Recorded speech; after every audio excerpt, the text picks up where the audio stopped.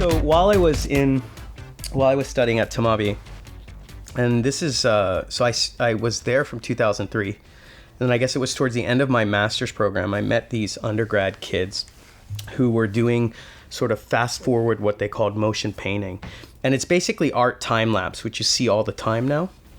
But there wasn't a lot of it happening in 2005, 2006. Can you explain a little bit what art time lapse is? So time lapse is this idea of like, just taking frame after frame and then showing something in sort of fast forward, right? So you'll see somebody painting a mural that might have taken a week in, a minute, Gotcha. just because somebody has left the camera on, right? Gotcha. So you see it all the time now, but back in 2006, there wasn't really anybody doing too much of that. And I had been doing some live art with the Potter's Wheel, believe it or not. And these guys saw me doing that, and I saw what they were doing with this kind of fast forward motion painting. So we decided to do a collaboration. Cool.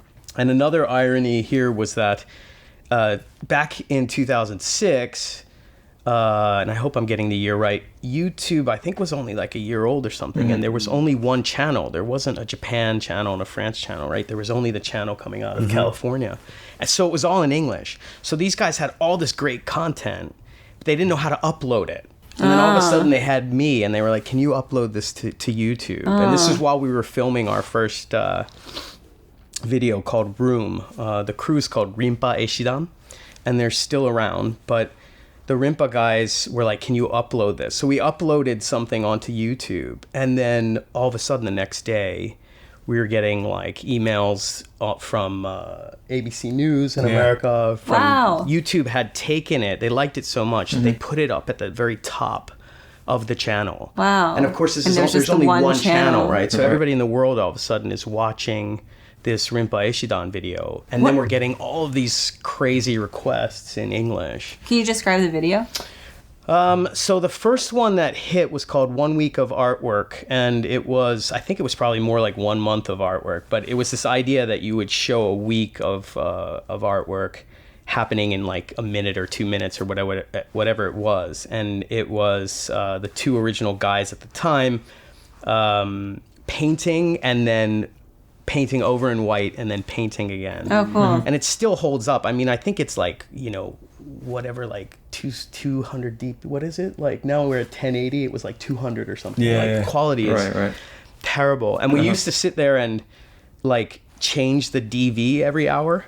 We had a locked off camera that was just rolling, but then the tape would only be an hour. So people would be like, okay, stop. We have to change the tape. It was before there was like, internal HD. But I think the videos still really hold up. They look amazing. Cool. So I was invited to kind of do something with the group while we were filming our first video together. The other ones kind of went viral, and so we were all of a sudden fielding all of these commercial requests while we were still making content. And while we were still students. Wow. Because they were undergrads, right? Yeah, they were undergrads. That's awesome. So we did some stuff. I don't know if I'm allowed to drop corporate names, but I think we did like a KDDI commercial. They did there's a show called Salaryman Neo on NHK. They did the opening credits for that. Okay.